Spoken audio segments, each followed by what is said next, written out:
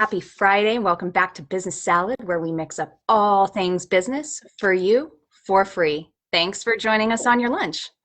That's right. We're your hosts, Steph and Katie, and we are joined today by Chris Ward. He is a veteran, an entrepreneur, a leader.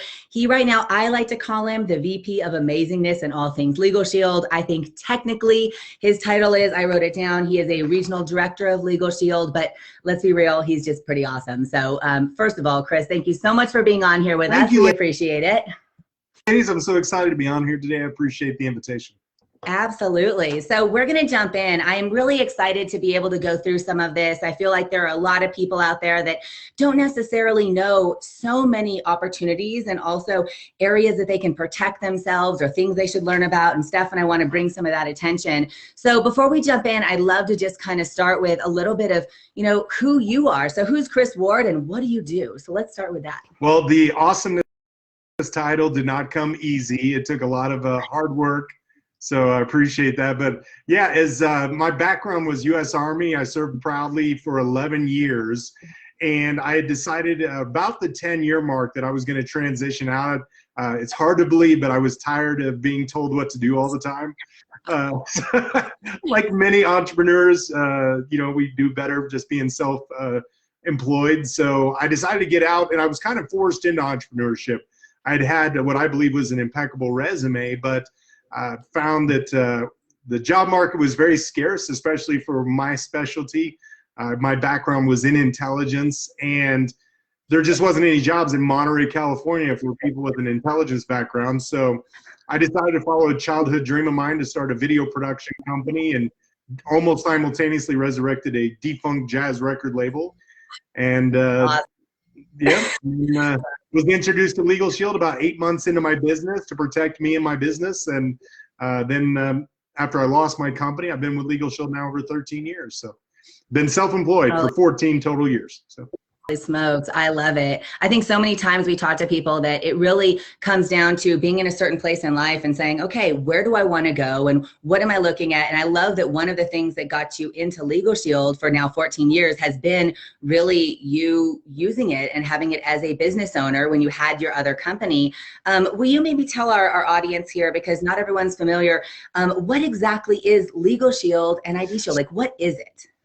So for the last 48 years, we've actually put a subscription model to give individuals, families, and business owners access to quality legal representation. So as opposed to them putting down some lofty retainer fee or charge, some high hourly rate, you pay a month-to-month rate to have access to a suite of services in both your legal for both business and personal, as well as protecting your identity.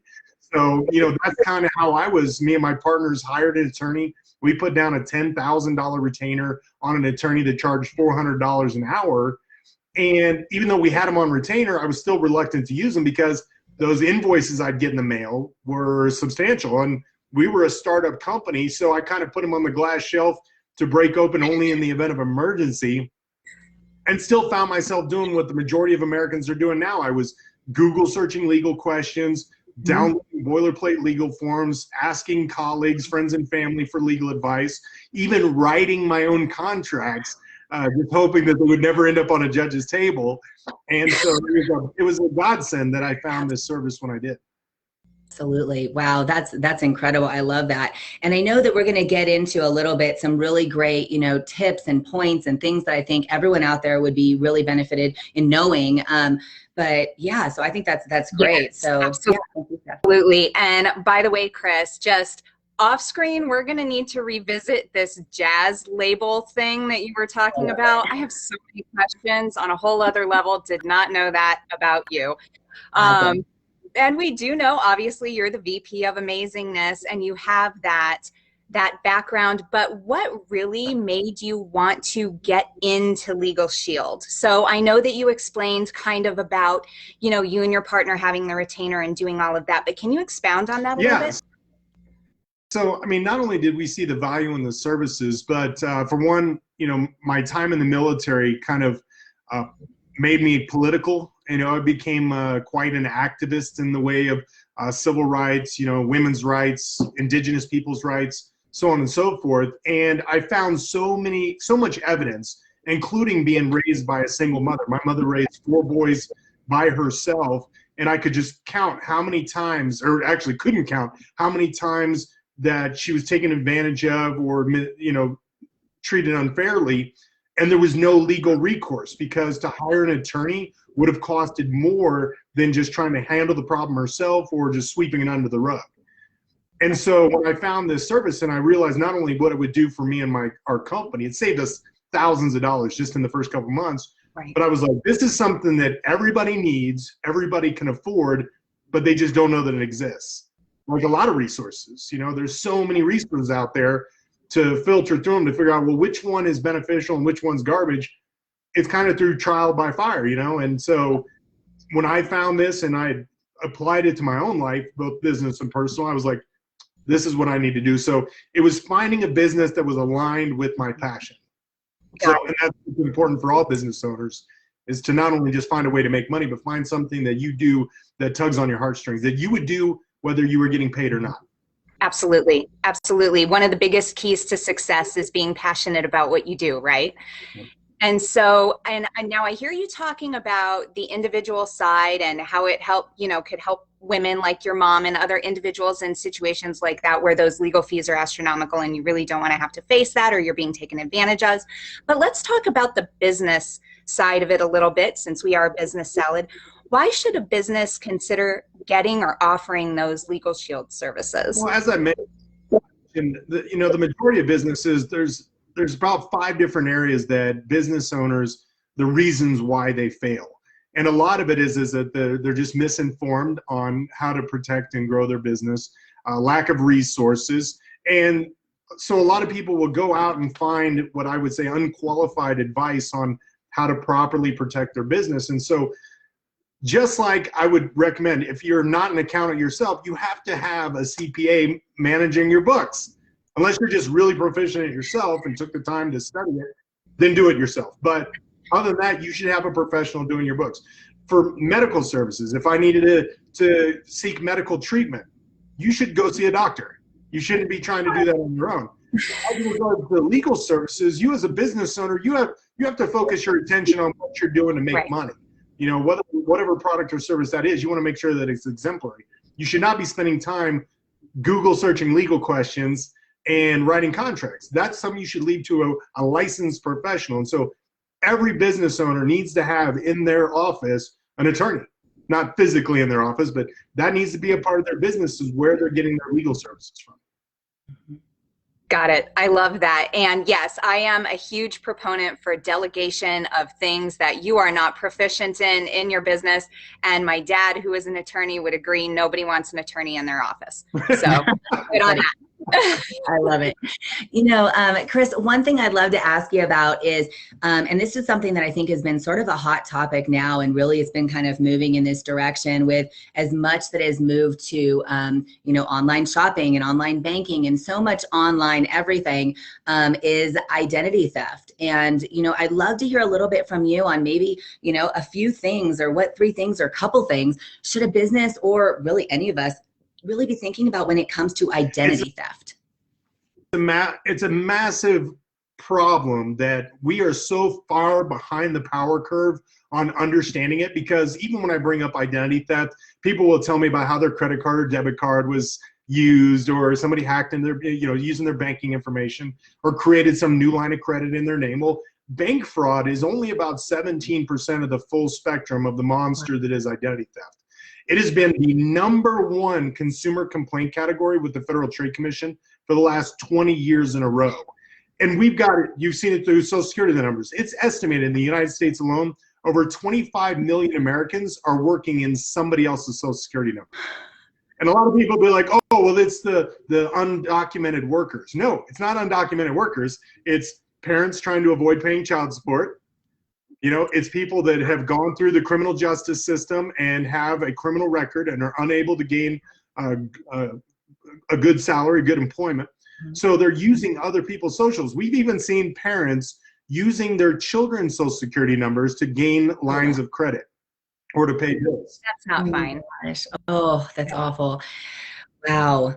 Yeah, so you definitely, it's something a lot bigger than we sometimes think of, like, you know, someone charged something extra from me at Target. Like there's a lot more going on there. So absolutely, you know, speaking of that online sort of, you know, everything that's been going on, you know, part of why a lot of us are doing a lot of things online now, especially right now, is due to COVID and the pandemic. And one of the things that Steph and I are asking all businesses about is really how has, in any which way, the pandemic or COVID affected your business and what you're doing?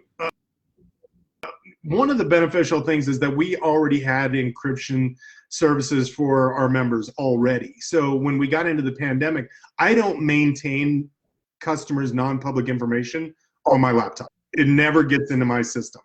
And inside of our database of our clients, each individual identity is encrypted. So if somebody were to hack into our database, they would have to take the time to hack into each individual in order to gain access to their information. The challenge that we saw immediately following COVID was the professionals that went from working in an office to working from home, lawyers, real estate professionals, the whole gambit, where now they're maintaining non-public information on their personal laptops and may not have the software that is suitable to make sure that they protect their clients' identities, because a lot of business owners miss the fact that the Federal Trade Commission dictates that you have some sort of a identity theft risk management plan. And it used to have to be physically written out. And if you were audited and you did not have a plan in place, you were susceptible to, could be hundreds of thousands of dollars or even prison time in fines and fees and such. And so having a risk management plan in place, which includes what kind of software, how are you maintaining, you know, even the filing cabinets. Not only do they have to be locked, but you have to identify who has access to those filing cabinets on the filing cabinet itself, and, you know, what all systems were in place. The other thing is what happens if somebody hacks your system. So it's obligatory for business owners that if somebody hacks in and steals either employees' information or the client's information, that you provide at no cost an identity theft service to those individuals. Wow. And we've seen it be as simple as, and I dealt with, I'm never going to name them, but there was a significant sized chamber of commerce in the United States. I'll just broad stroke it. Right. But in the United States, there was a chamber of commerce where they had a temporary employee working in their HR office. And the CEO emailed the HR and said, hey, we need all of our W-2s for all the employees. And so unknowingly, this employee sent all the W-2s to the CEO, which it wasn't them. It was an identity thief. So over 60 employees for this office all got flooded out to God knows where. So immediately they turned around, they solved the problem. You know, they figured it out. Rather quickly, within days, they alerted all the employees that their information had been compromised and that they were providing them with, in that case, our identity theft program. Wow. Wow. That's incredible. That is. Gosh. I honestly had no idea about a lot of what you were touching on in the beginning. And I can tell you that's important. I don't want to go to prison. Orange is not my new black. I don't look good in orange. I do love your orange tie though, Chris, I gotta say. Yeah. So that's good to know. Business owners out there, make sure you're listening, especially if you handle PII. Listen up, check out their services, okay? And now, so you guys, you work, obviously you were just saying, in the US, all over the US, and especially with the pandemic and people needing to make a pivot to something that could be virtual or do something because their current business is shut down, you're currently hiring. And I know that you have a lot of people that are coming into LegalShield part-time. Can you tell us a little bit about what it means to represent LegalShield in that fashion? Absolutely. So Forbes magazine actually, when they talked about the most impacted industries during 2020, they noted that financial and insurance services were the least impacted. And for one is, there's a couple of reasons why. For one is a lot of people that work in those spaces were already accustomed to working remotely anyway. So there wasn't a lot of the challenges of educating people on what does that mean to work remotely or implementing systems for them to be able to do so. On the other side, a lot more people now became aware of the necessity for financial and insurance products that may have not been clients before. And so that industry in of itself, and legal and identity theft, our service plans fall into those categories of insurance, if you will, even though we're not deemed an insurance product. But essentially, as you had mentioned, part-time, full-time, or even slivers of time, you can come on board as a 1099 representative, not unlike any other insurance company or real estate agency out there, and be able to offer these services to your friends, family, neighbors, the community. You can do business-to-business sales. We're one of the fastest growing ancillary employee benefits. So we have people that talk to business owners and HR directors about offering our services as a voluntary benefit, no cost to the employer. So it's a very attractive career opportunity in a place that has now been saturated. We've looked at six-figure positions in different industries, and any job that's hiring for a well-paying job will have anywhere between 500 to 1,000 applicants for that single position. I was like, I don't even know how you filter for that. And really, and as you all know, from, with your familiarization with the insurance industry, all you really need is just to be hungry, have a willingness to learn, and be coachable. And you can really just you can really identify or create whatever level of income you wish. Got it. Okay. So do you guys have any like prerequisites, or is there any licensing required or anything like that? I personally believe that you should be fun. I like to work with fun people. So if you're not fun, I kind of weed them out right in the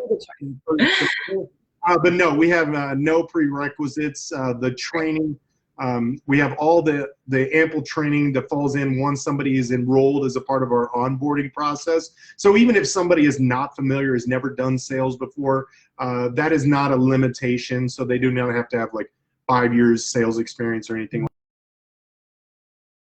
Basically with no experience in sales or in the industry. So you learn as you go. Absolutely. I love that. And Chris, I think one of the things that's great, and you and I have known each other for a few years now, and it was great for me. And I think a lot of the people who are watching are either maybe they're business owners or they're entrepreneurs, or they might also be people that are looking for something. And that's one of the reasons we wanted to talk with you, is I think it's good for people during hard times to know there are opportunities out there. There are also services that they might not know were available. And I think that's really great they were able to highlight some of that for us. So we want to thank you so much for being on here. I know, Steph, one of the things that we always want to do is we want to make sure we know where to find him. Yes, right, absolutely. Let everybody know where they can find information about LegalShield and ID Shield, and if they're interested in looking into you guys as an employment situation, and where they can find you on social. Absolutely. So right now, because I'm dealing with a Facebook hack where somebody got into my Facebook page, and there's a little lesson I really want to quickly give to the business owners is that if you're, don't build your business on a rented space, because I'd had my Facebook business page that I'd been building for over a decade, 20,000 followers, and all of a sudden lost access to it. And so had that been the sole place where I'd been able, if that was my only way to build my business, I would be out of business right now. But fortunately, that was just a branch of my business, was utilizing social media. But for those of you all to find me, it's a simple. For one, I'll just go ahead and give you my contact number. It's 720-449-1170. Again, that's 720-449-1170. And if you ever want to find me on all my outlets, you can find me on LinkedIn through Chris Ward, LegalShield, or just Google Chris Ward, LegalShield. Google this man, and everybody, we will put all of that information into the chat. Either Katie, myself, or Chris will do that, so you have easy access to it.